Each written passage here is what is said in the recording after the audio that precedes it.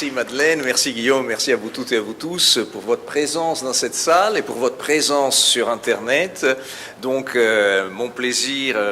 des prochaines minutes, prochaines 60 minutes au fait, va être de vous présenter un ensemble de travaux récents qui portent sur la notion de plateformisation. Et on va faire ça en passant d'abord par un ensemble d'exemples et de cas pratiques, dont certains cas, certainement vous les connaissez déjà, et certains d'entre vous les étudient activement. Donc on va passer en revue un ensemble de plateformes pour expliquer qu'est-ce qu'une plateforme et dans quelle mesure nous retrouvons et héritons cette notion d'un passé qui n'est pas si récent que ça. C'est-à-dire il faudra aller voir du côté de la philosophie anglaise du XVIIe siècle, restez avec moi, ça va être beaucoup moins douloureux que ça, pour trouver les origines d'une véritable théologie politique des plateformes. Et pourtant, le problème principal, c'est de définir les plateformes, surtout de circonscrire leur manifestation la plus spectaculaire dans le contexte récent, c'est-à-dire à travers les plateformes numériques. Il y a, même si effectivement là il s'agit un peu de parasiter sur le travail de quelqu'un d'autre, un livre très intéressant d'un chercheur anglais qui s'appelle Nick Stranichek, et le livre s'appelle Platform Capitalism, donc, qui présente une première typologie qui peut être un peu le tremplin ou le moment pour lancer notre discussion. Donc il propose par exemple une première famille de plateformes numériques qui sont les plateformes d'annonceurs. C'est des plateformes qui donc mettent en relation des régies publicitaires avec des consommateurs potentiels et on aurait eu envie de dire Google est l'une de ces plateformes, mais en fait c'est tout l'univers Alphabet, qui est la société mère de Google, qui est concerné par ce type de modèle d'affaires. Deuxième type de plateforme numérique, c'est les plateformes industrielles, peut-être moins connues aux consommateurs parce qu'il s'agit dans la plupart des cas de plateformes B2B, c'est-à-dire business to business. L'une de ces plateformes est par exemple MindSphere de Siemens, qui est une plateforme spécialisée dans la mise en relation d'entreprises, objets connectés et récupération des données produites étant par des appareils que par des centres de production industrielle. Une troisième famille est représentée par les plateformes de produits. Les plateformes de produits, comme le nom l'indique, mettent en relation des consommateurs potentiels avec des biens ou des services. Alors, en l'occurrence, on a choisi l'exemple de Spotify, qui est évidemment spécialisé dans la circulation de contenus musicaux, mais vous pouvez en avoir évidemment sur les livres et sur n'importe quelle autre industrie culturelle. À côté de ces grandes familles, on a aussi, si vous voulez, des métafamilles de plateformes numériques. En l'occurrence, on a des plateformes dites allégées. C'est toutes les plateformes qui n'ont pas donc ce qu'on appelle des actifs matériels à elles. Donc c'est le cas de Airbnb qui s'occupe de hébergement et qui ne possède pas des établissements ou des appartements à elle. Et après, et ça c'est certainement la métafamille de plateformes qui a l'impact le plus important de nos jours, on a les plateformes dites en nuage, donc les cloud platforms, comme par exemple Amazon Web Services, qui s'occupent surtout de non seulement héberger et stocker les données et les services des autres, mais aussi de fournir tout un ensemble de prestations en termes d'analytique ou de puissance de calcul qui permettent à d'autres services, d'autres applications de fonctionner. Or, évidemment, nous ne pouvons pas nous limiter tout simplement à ce côté descriptif. Il faut comprendre les plateformes dans un contexte plus vaste, dans un contexte d'un processus qui est autant économique que social, que nous avons décidé d'appeler plateformisation. Donc plateformisation est évidemment, ou alors recouvre tout un ensemble d'aspects qui sont parfois représentés, exprimés, décrits en parlant, que sais-je, de transformation numérique. Donc la transformation numérique de certaines entreprises dites traditionnelles passe par leur transformation en plateforme. mais aussi la plateformisation et effectivement la mise en données de tout un ensemble de réalités productives actuelles. Et plus en général, il faut comprendre la plateformisation comme une véritable transformation de ce qu'on a appris à connaître tout au long du XXe siècle comme l'entreprise. La forme entreprise, ou plutôt le paradigme entreprise, a été bouleversé par l'arrivée des plateformes pour la simple et bonne raison que le système précédent, ou plutôt le paradigme d'avant les plateformes, était caractérisé par une séparation décidément nette entre ce qu'on appelle un marché et ce qu'on appelle l'entreprise. Pour ceux d'entre vous qui pratiquent la théorie des firmes de Coase et Williamson, donc l'idée de base est qu'une firme soit une structure productive qui bloque, contrôle, limite certains coûts, typiquement les coûts de transaction, et que par contre le marché soit le lieu dans lequel ces coûts se manifestent. Donc à chaque fois, si vous êtes sur le marché, vous devez renégocier le prix, la quantité, les modalités de livraison d'un bien, d'un service, alors que normalement à l'intérieur d'une entreprise, vous n'avez pas besoin de renégocier à chaque minute avec, que sais-je, vos employés le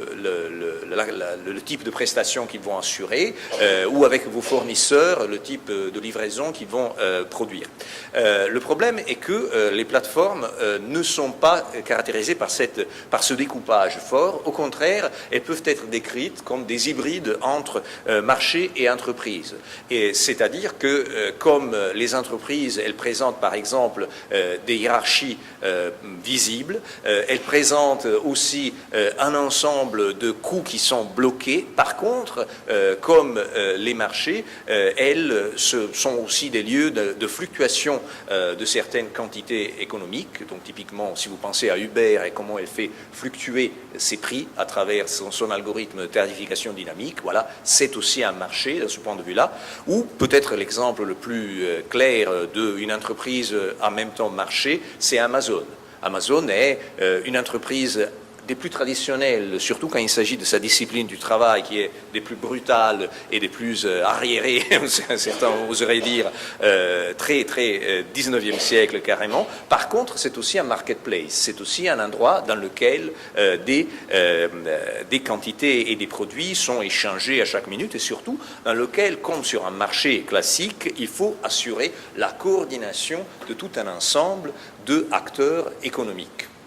Si vous êtes sur Amazon, évidemment, vous devez gérer le côté production, donc les gens qui produisent des livres ou des biens. Vous devez gérer évidemment les consommateurs et les coordonner avec les producteurs, mais il faut aussi gérer les moyens de paiement, la logistique, la livraison et ainsi de suite. Et là, on en vient à une deuxième caractéristique principale des plateformes numériques aujourd'hui. Elles sont des marchés multifaces, ou alors plutôt des mécanismes multifaces. Qu'est-ce qu'un mécanisme multiface? Bon, il s'agit donc une méthode d'organisation et de coordination de plusieurs personnes qui est basée sur l'idée que chacun va avoir des conditions et surtout des prix différents. Et donc que chacun va avoir des incitations économiques différentes. Le cas classique, qui n'est pas vraiment lié à Internet, un marché biface, donc avec deux acteurs à coordonner, serait celui des quotidiens gratuits, dans lequel vous avez des lecteurs qui payent un prix nul, donc normalement qui ont accès à cette information gracieusement, et par contre vous avez des annonceurs de l'autre côté qui payent pour pouvoir présenter leurs produits sur le quotidien. La même chose se passe sur les plateformes qui quand même ont une capacité assez développée à gérer non seulement deux volets, deux faces, mais 3, 4 et ainsi de suite. Bon, Google est un exemple de marché biface, justement, on l'a déjà dit, basé sur un marché publicitaire dans lequel vous avez les consommateurs, par exemple, de Google Search, du moteur de recherche, qui ne payent pas pour pouvoir avoir accès à ce service, mais de l'autre côté, vous avez aussi des annonceurs, lesquels payent, et payent assez cher d'ailleurs, pour pouvoir présenter leur pub, par exemple, de manière contextuelle à côté de nos résultats de recherche. D'autres types de mécanismes multifaces sur les plateformes sont par exemple représentés par les plateformes de livraison alimentaire. d'ailleurs assez intéressant, parce que là, vous avez au moins 3 volets du marché à coordonner. Si vous êtes Foodora, donc service que j'imagine vous connaissez de livraison de repas, vous avez évidemment un volet du marché qui est représenté par ceux qui produisent les repas, donc les restaurateurs, qui payent un prix positif. Après, évidemment, vous avez les mangeurs, donc la plupart d'entre nous, j'espère, enfin pas parce que forcément sur Foodora, mais on espère qu'on mange à un certain moment,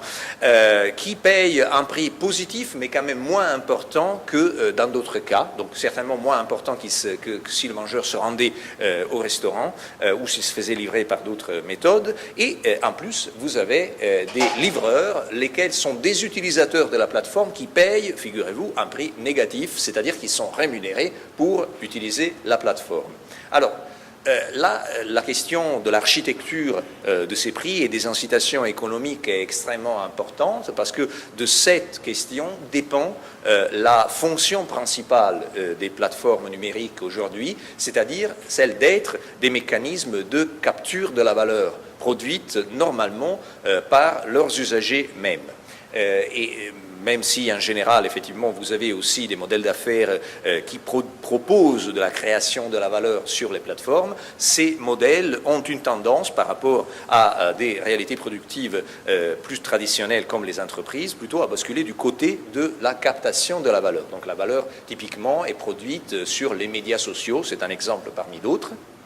par les utilisateurs mêmes. Sur YouTube, ceux qui produisent des contenus, ceux qui produisent des données, c'est les utilisateurs mêmes, et YouTube, après, a une capacité d'agrégation et de curation et de présentation, mais aussi une capacité de captation de cette valeur-là. Facebook est certainement la plus spectaculaire parmi les manifestations spectaculaires des plateformes numériques, entreprise de captation de cette valeur, parce que, effectivement, ne se limite pas comme d'autres plateformes, à capter les contenus, mais est aussi un énorme marché des données personnelles des utilisateurs. Lesquelles données, soyons clairs, ne sont pas utilisées exclusivement pour des finalités de monétisation, c'est-à-dire de production de valeur monétaire, de revenus, de flux de cash, en réalité, qui permettent à ces plateformes d'être en bonne santé, mais surtout pour réaliser ce que les plateformes font mieux, donc cette coordination qui est réalisée à travers ce qu'on appelle un appariement algorithmique, c'est-à-dire l'utilisation de méthodes logicielles de mise en relation basées sur des données personnelles des utilisateurs mêmes. Or, vous allez évidemment dire que ces plateformes ne représentent pas la totalité de ce qui se passe aujourd'hui dans l'économie mondiale, et pourtant c'est pour ça qu'on parle de plateformisation, parce que c'est un processus qui ne concerne pas exclusivement le secteur du numérique ou les géants du numérique que je viens de passer en revue rapidement. En réalité, la plateformisation concerne aussi les entreprises traditionnelles, dans la mesure où celles-ci ont entrepris depuis plusieurs années un chemin de transformation, donc ce qu'on appelle normalement la transformation numérique, qui est surtout basé sur l'idée de création et de mise en place de ces mêmes mécanismes de coordination algorithmique basés sur l'extraction de données des utilisateurs. Un cas parmi d'autres est représenté par l'entreprise étatique française SNCF, qui évidemment s'occupe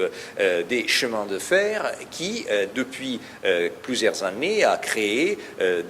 d'ambitieux programmes de transformation numérique qui passent par exemple par la possibilité de récupérer les données des voyageurs ou de n'importe quelle personne qui vient en contact avec l'entreprise SNCF, et l'utilisation de ces données à des fins de monétisation, parfois dites présenté de manière un peu vulgaire dans les médias comme la revente de données. En réalité, ce n'est pas de la revente, mais c'est de la monétisation à travers justement des services qui peuvent être des services d'agrégation, d'analytique, ou la création, que sais-je, de services un peu expérimentaux comme TGV Pop, qui était une espèce de mélange entre chemin de fer à la française, à l'ancienne, et Uber. Donc en gros, vous avez un train qui part seulement s'il a un nombre suffisant de réservations et de likes sur Facebook. un scénario dystopique pour certains, mais la dystopie ne s'arrête pas là, parce que certainement l'élément ou l'impact le plus important, les plateformes numériques l'ont sur le travail, et sur le travail humain, évidemment, parce que la plupart de ces plateformes ont aussi lancé d'importantes initiatives d'automation et de développement d'intelligence artificielle, ce qui pose en soi énormément de problèmes, mais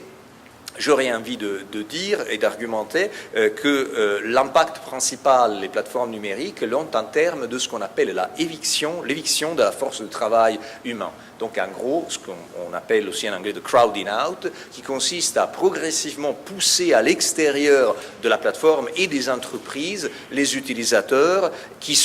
les travailleurs qui deviennent de fait utilisateurs de la plateforme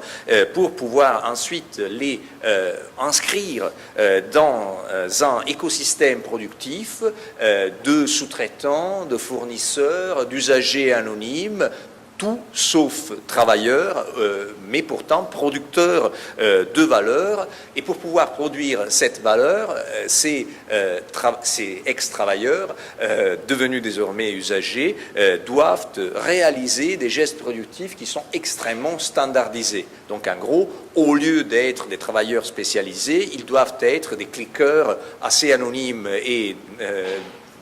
disons en perte de compétences, pour produire un travail qui est amplement tâcheronisé et dataïfié, c'est-à-dire un travail qui produit de la valeur en produisant de la donnée, mais un travail qui réduit le geste productif à des tâches simples, standardisées, homogénéisées, qui donc, à la limite, peuvent être réduites à leur unité la plus petite, qui est le clic même. Un clic produit de la valeur et un clic déclenche un processus productif. J'ai envie de vous donner quelques exemples et donc de présenter une autre possible classification des plateformes numériques sur la base de leur impact sur le travail. Une première typologie de plateformes numériques de ce point de vue-là est représentée par toutes les applications de travail à la demande. Un exemple peut-être le plus célèbre du monde, surtout parce que lié non seulement à tout un ensemble de scandales, mais aussi à une certaine vision de l'usager Ubermensch, voilà, c'est justement Uber, plateforme de transport urbain, du moins sur le papier c'est ça, mais en réalité c'est une plateforme de production de données comme les autres, et j'ai envie de dire même à la limite un réseau social, un média social comme les autres, dans lequel les chauffeurs en l'occurrence passent un temps vraiment important, certaines estimations insistent sur jusqu'à 61% de leur temps, non pas derrière le volant en train de conduire, donc en train de réaliser un travail ostensible, visible, reconnaissable en tant que travail, mais plutôt devant leur application en train de personnaliser leur profil, gérer des dashboards, donc gérer par exemple leur présence, leur créneau horaire, en répondant aux messages des autres et surtout en faisant très attention à leur score de réputation, parce que le score de réputation pour un chauffeur Uber est vraiment l'élément central qui va, s'il a passé un certain seuil, leur empêcher d'être déactivé. Désactivé qui veut dire en gros la chose la plus proche chez Uber à être licencié. Il se trouve aussi que cette importante activité de production de données sur une plateforme comme Uber sert aussi à, comme je vous le disais, à nourrir des programmes de automation qui se manifestent en l'occurrence par les véhicules autonomes et donc sur les flottes de véhicules autonomes que Uber est déjà en train de tester partout, mais surtout aux États-Unis. La manière qu'a Uber de présenter ces produits, donc en gros, c'est des voitures qui sont caractérisées par un énorme lidar. Donc c'est un radar capteur qui enregistre ce qui se passe autour, qui retransmet tout ça sur l'écran qui est en réalité l'écran face au passager, lequel passager, en l'occurrence laquelle passagère dans cet exemple que je viens de vous montrer, est de fait le chauffeur de sa propre voiture autonome. Mais vous avez peut-être remarqué dans le petit extrait vidéo que je viens de vous présenter qu'à côté de la passagère chauffeuse, en l'occurrence, il y avait au moins une autre présence humaine que vous avez peut-être entreaperçue. dans un véhicule autonome sans chauffeur, en fait, il y a énormément de chauffeurs. Parce qu'il se trouve aujourd'hui que pour des questions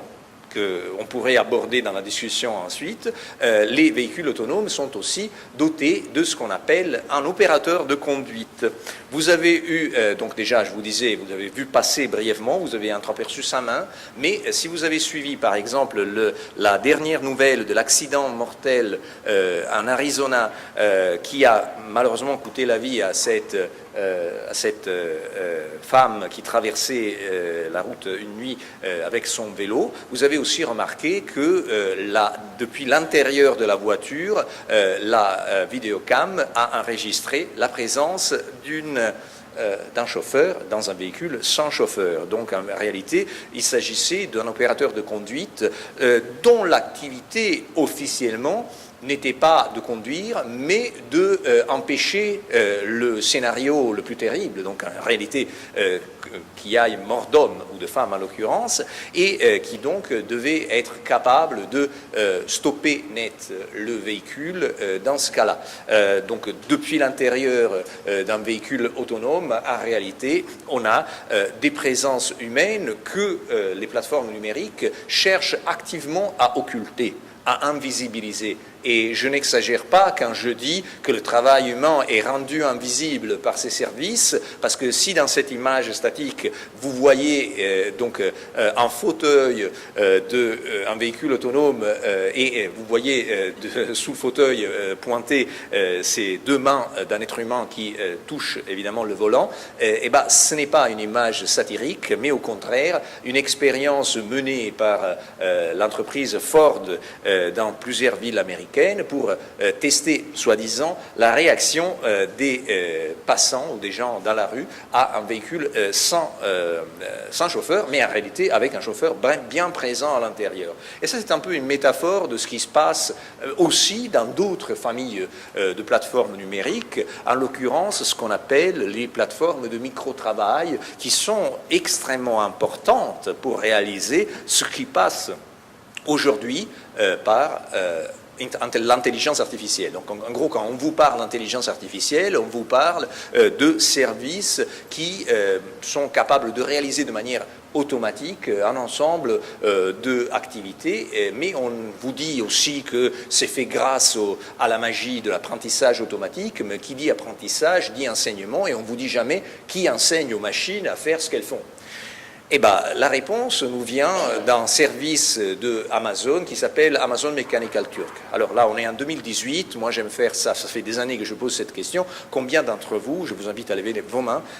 ont déjà entendu parler d'Amazon Mechanical Turk? Très bien, voilà. Un beau pourcentage pour les quelques-uns et unes qui n'ont jamais entendu parler de ça. Donc il s'agit d'un service qui n'a rien à voir avec la Turquie. Il s'appelle Amazon Mechanical Turk parce que c'est une métaphore que Jeff Bezos a, disons, empruntée à cet automate du XVIIIe siècle, le turc joueur d'échecs,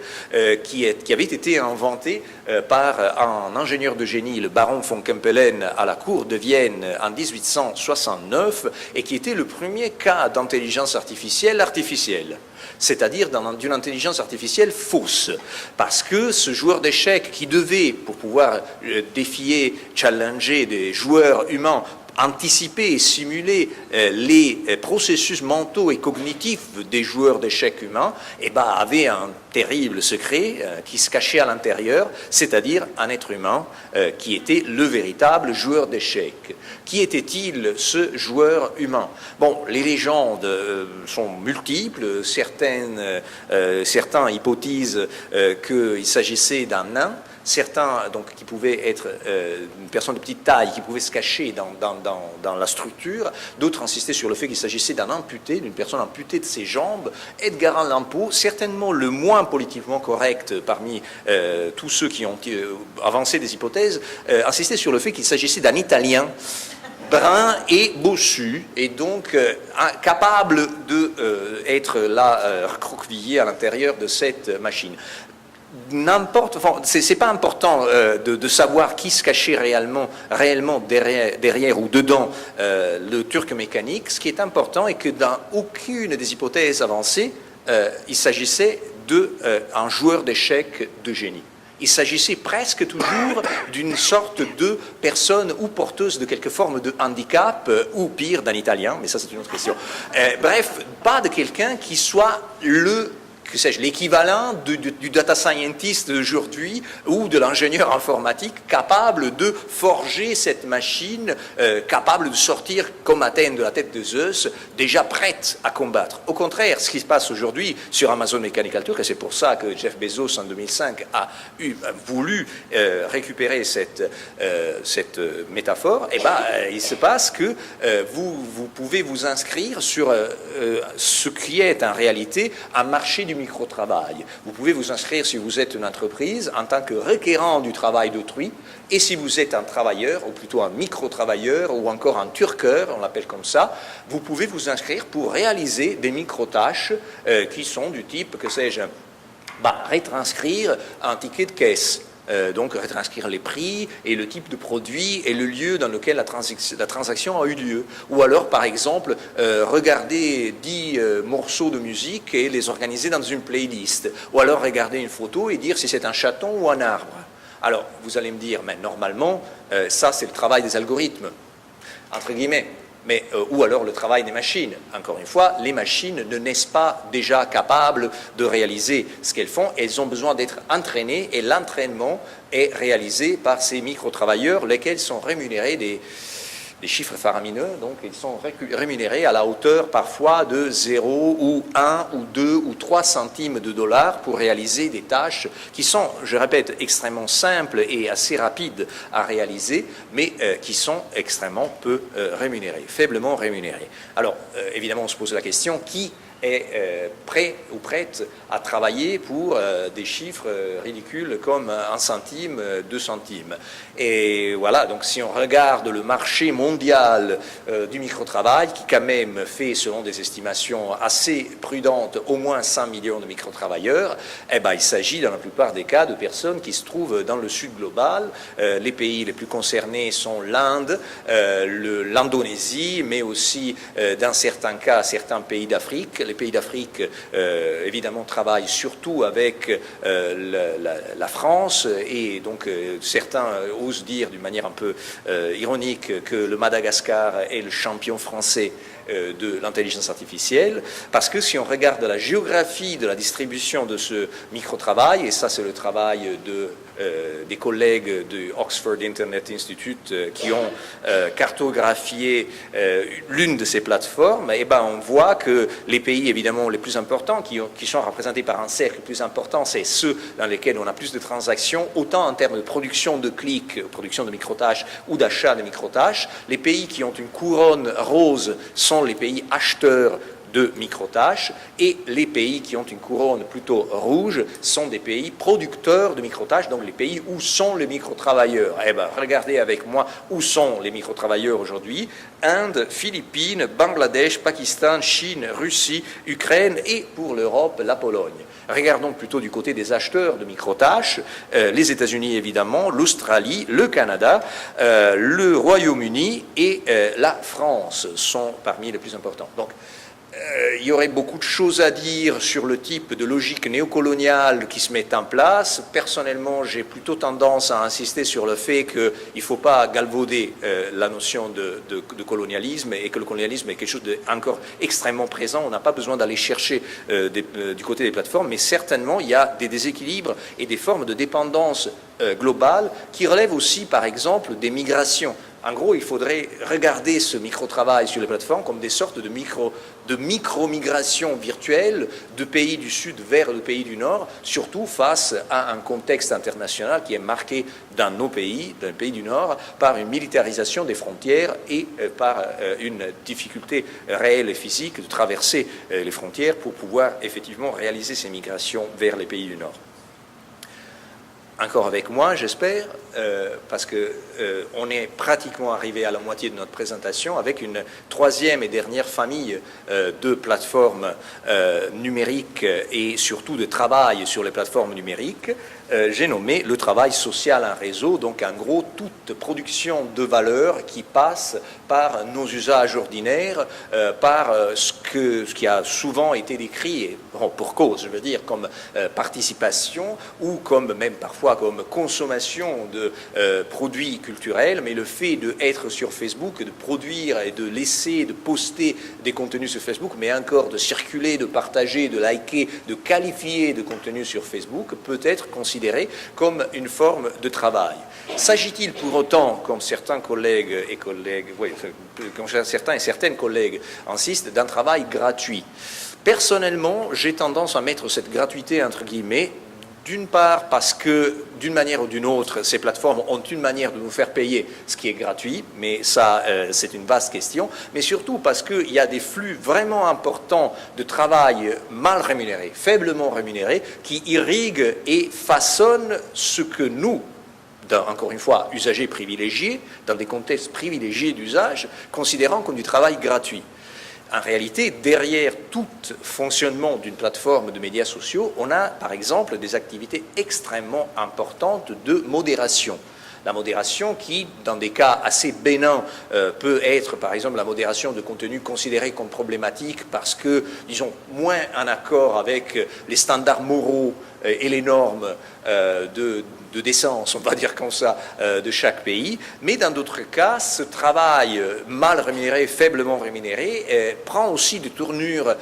qui sont dans une zone grise ou qui devient carrément problématique quand on tombe sur ce qu'on appelle les fermes à clics. Les fermes à clics, mais aussi les fermes à liens, mais aussi les fermes à contenu, représentent vraiment un marché extrêmement important et qui surtout se superpose avec le marché de micro-travail, parce que souvent, sur les plateformes de micro-travail, vous avez aussi des personnes qui, à côté,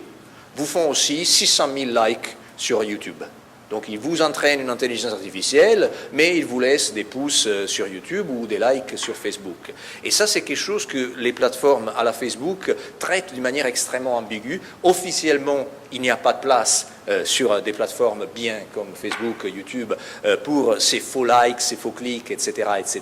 La réalité est que le marché est tellement développé que c'est actuellement difficile d'aller vraiment éradiquer ces pratiques, surtout parce que, encore une fois, allons voir de quel côté du monde se réalisent ces formes de fermage ou alors de production de clics. Encore une fois, c'est dans les mêmes pays qui sont concernés par le micro-travail. Donc, les pays émergents sont particulièrement impactés. Là, vous voyez la photo d'une travailleuse chinoise dans une ferme à clics mobile. En gros, ce qu'elle fait est qu'elle est en train de passer d'un smartphone à l'autre pour, en gros, faire monter le taux d'usage de plusieurs applications et les faire remonter dans le référencement de iTunes ou de Google Play. Donc, en gros, c'est pour aider le positionnement de marché de ces entreprises et de ces plateformes. Vous avez aussi remarqué qu'elle est vraiment habillée avec une doudoune et avec aussi quelque chose pour se protéger les mains. Et la raison, c'est très simple. Si vous êtes dans un endroit dans lequel on a énormément de smartphones ou énormément de serveurs ou énormément d'ordinateurs, eh ben, ça chauffe. Et donc, évidemment, on a besoin de baisser la température, donc de faire travailler ces personnes dans des véritables endroits physiques qui sont caractérisés par des conditions de travail parfois extrêmement extrêmes. Bon, bref, vous allez passer. Décidément extrêmes. Bref, face à cette, ce cadre assez sombre que je viens de vous présenter, quand même, nous devons aussi interroger le type de perception que les plateformes ont d'elles-mêmes pour comprendre, par exemple, d'où elles prennent certaines manières de s'envisager comme des structures qui ont une mission qui est aussi une mission politique et sociale, et pourquoi pas aussi économique, et comment elles sont arrivées justement à se percevoir concevoir comme des architectures informatiques qui ont en plus des éléments très marqués de neutralité, d'exactitude et finalement assez bénéfique pour le reste du monde. Bon, les plateformes se décrivent de cette manière-là parce que le mot même plateforme a une étymologie qui est extrêmement intéressante. Bon, c'est surtout lié à l'idée que plateforme, donc en gros le terme français du Moyen-Âge, duquel nous héritons le mot plateforme aujourd'hui, et en anglais surtout platform évidemment, est un terme qui désigne d'abord une structure architecturale, surtout une structure qui peut relever de l'architecture civile ou alors de l'architecture militaire, qui a une forme surélevée sur laquelle, évidemment, on pouvait attaquer les ennemis ou se défendre des ennemis, ou alors commencer à bâtir quelque chose. Et alors, évidemment, le problème est que les plateformes ont besoin, tout en étant des architectures, de cacher que derrière, il y a un architecte. Et le problème est surtout qu'elles ont une tendance à se présenter plutôt comme, disons, des programmes d'action. Et comment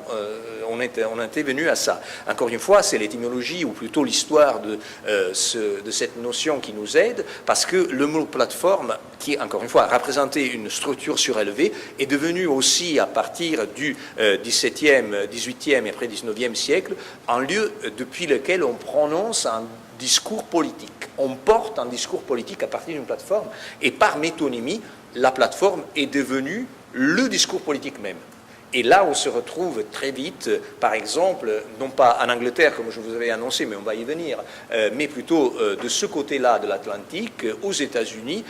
quand, par exemple, au XIXe siècle, on commence à utiliser le mot plateforme pour indiquer la plateforme d'un parti. Donc, en gros, le programme politique d'un parti. Et à tel point que, justement, en 1831, on avait créé aux États-Unis l'International Platform Association, qui était justement une association qui éduquait au débat politique. Et éduquer au débat politique et à la prise de parole politique, justement, en utilisant l'idée de « on vous fait monter sur une plateforme et vous allez parler ». Or, et encore aujourd'hui, évidemment, le terme est très utilisé, surtout, encore une fois, dans les pays anglo-saxons pour indiquer le programme d'un parti. Pourtant, cette notion n'est pas en soi une notion exclusivement politique. J'ose dire que derrière la notion de plateforme se cache une théologie politique, c'est-à-dire un mélange de considérations qui sont autant de nature politique, civile, que de nature religieuse. Et là, il faut remonter un peu plus en arrière dans le temps, il faut remonter au fait au XVIIe siècle en Angleterre, quand on commence progressivement à utiliser le mot plateforme, encore une fois hérité du français, pour indiquer justement un ensemble de considérations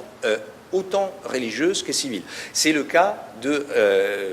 Francis Bacon, donc le philosophe, qui en 1622 avait publié un texte qui s'appelait An Advertisement Touching on Holy War, donc un avis sur la guerre sainte, dans lequel justement il présentait son argument comme une plateforme qui était en même temps religieuse, donc un argument qui était en même temps religieux et civique. Et c'est pour cela que vous retrouvez tout au long du XVIIe siècle en Angleterre le mot plateforme utilisé dans un tas de documents, en fait en Angleterre mais aussi aux États-Unis, dans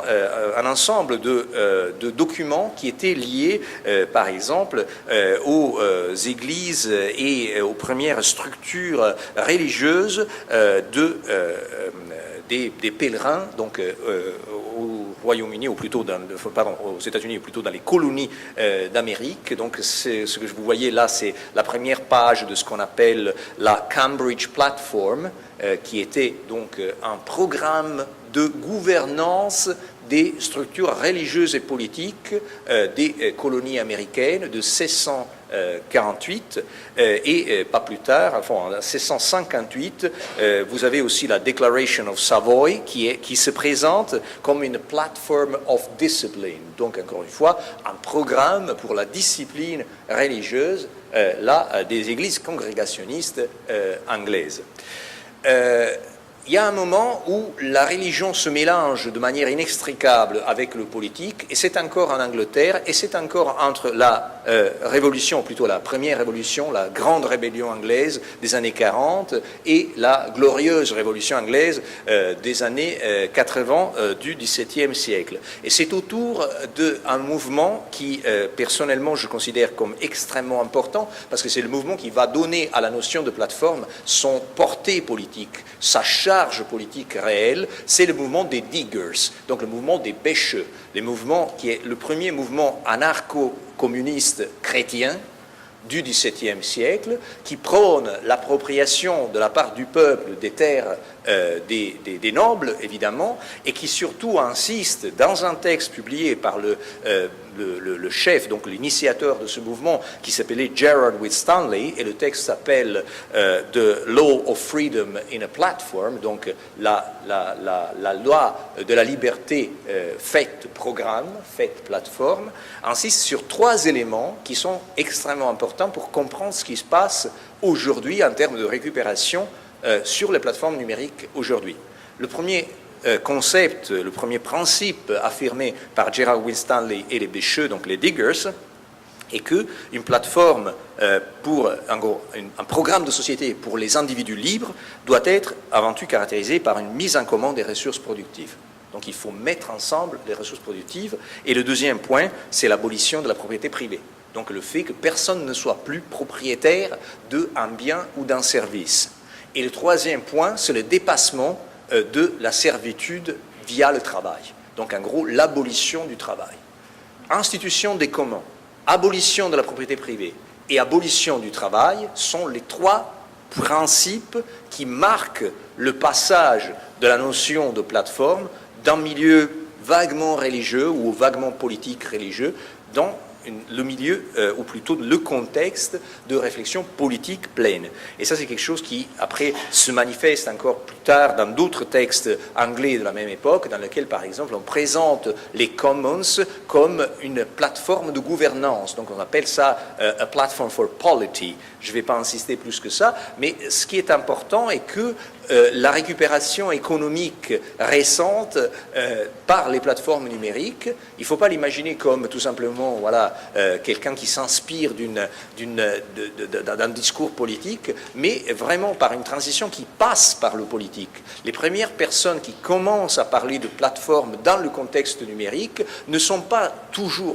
d'abord les entreprises comme les Google, les Facebook, qui commencent à se qualifier de plateformes relativement tard, après qu'un milieu complètement différent, un milieu en gros de réflexion politique sur la technologie et la politique,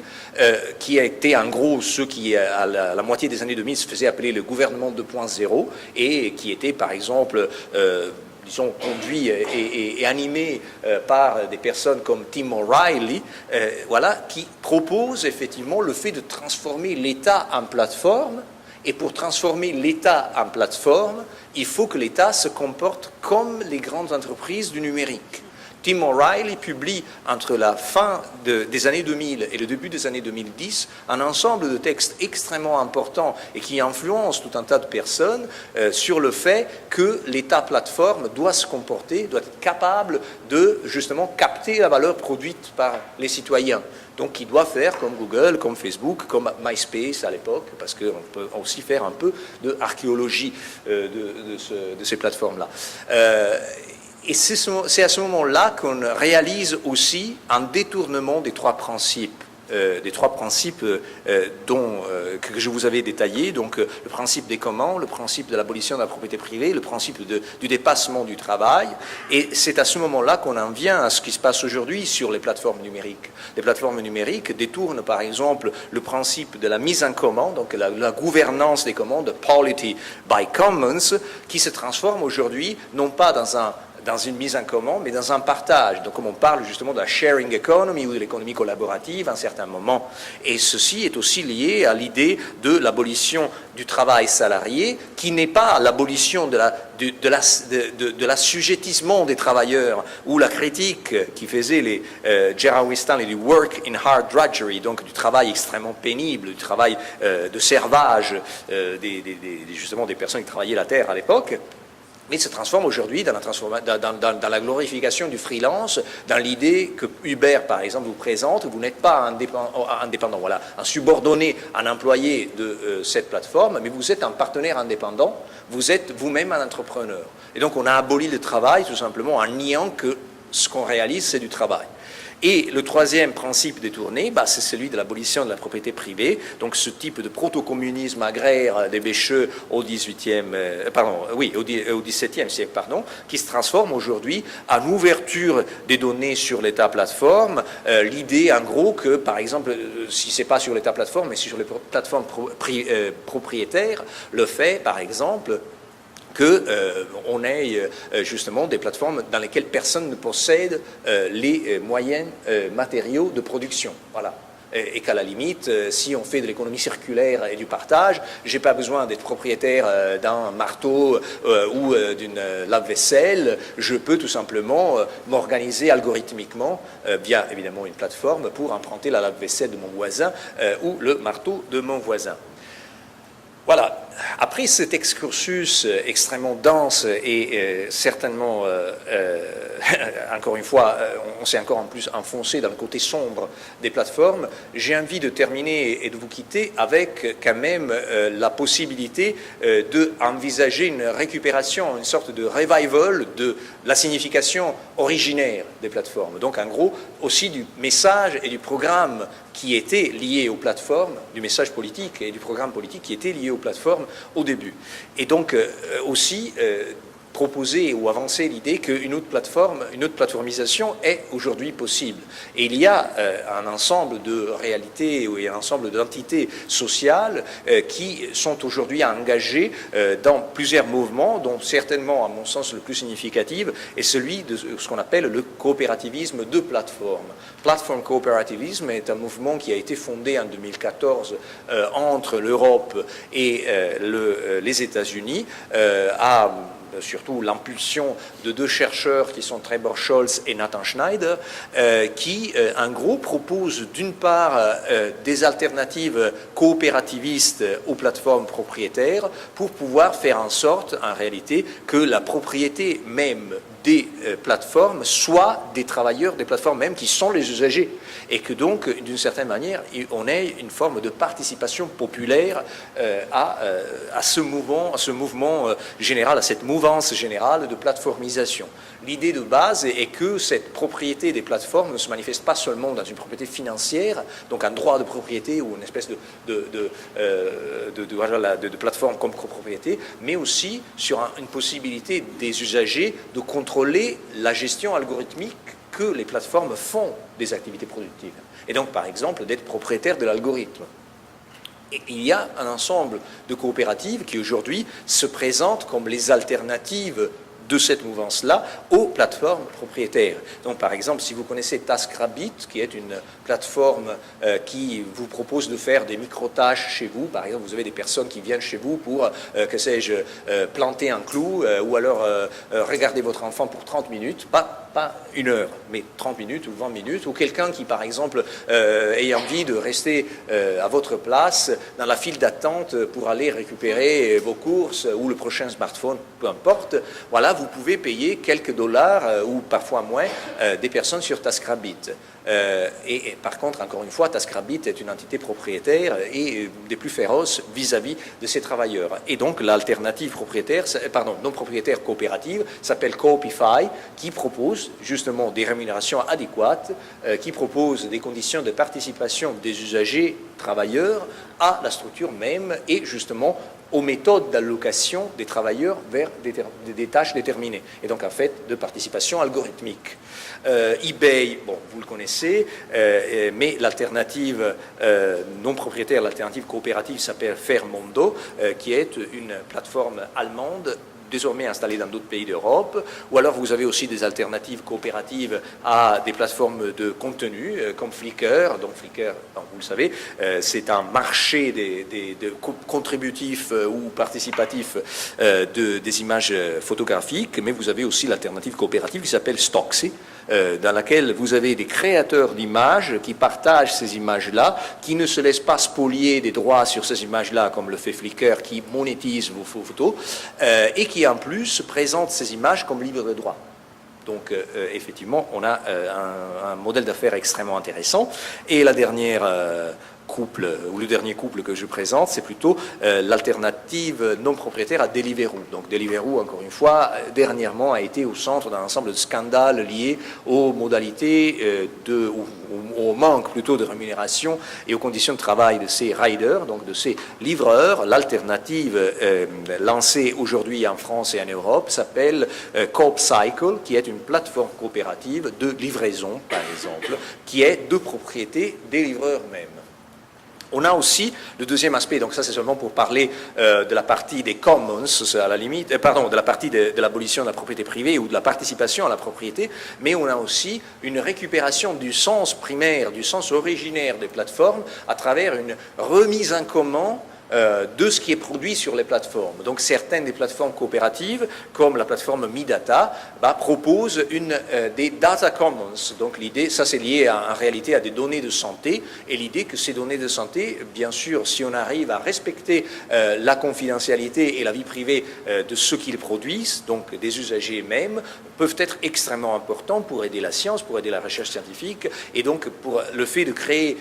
des communs de données qui ne soient pas appropriables par les industries pharmaceutiques ou par les géants des assurances, représente le pari d'une plateforme comme MeData. Et pour le travail, voilà, le troisième volet du programme des plateformes, et là on a effectivement un ensemble de syndicats qui commencent à s'intéresser de plus en plus à la forme coopérative et qui commencent à se plateformiser, et pas les plus petits. Donc on a par exemple en Belgique un très bel exemple d'une plateforme syndicale de services pour livreurs, encore une fois de Deliveroo et compagnie, qui s'appelle SMART, S-M-A-R-T, et on a en France même l'un des plus importants des syndicats, peut-être le plus important, la CGT, qui a lancé sa propre plateforme coopérative qui s'appelle syndicop.fr, qui cherche à réorganiser toutes les fédérations comme des coopératives de contributeurs sur Internet. Donc de contributeurs qui non seulement proposent des contenus, proposent des informations, proposent des données, mais qui s'organisent effectivement pour tisser le dialogue social ou pour organiser aussi les luttes. Et donc ça c'est quelque chose d'extrêmement intéressant en termes, si ce n'est pas de l'abolition du travail, certainement pas, mais certainement une manière de prendre en compte un dépassement possible des conditions parfois extrêmes dans lesquelles les travailleurs aujourd'hui sont mis aussi à cause ou sur les plateformes. Et avec ça, j'ai terminé. Je vous remercie et je reste à votre disposition pour échanger avec vous et pour écouter vos commentaires et questions. Merci.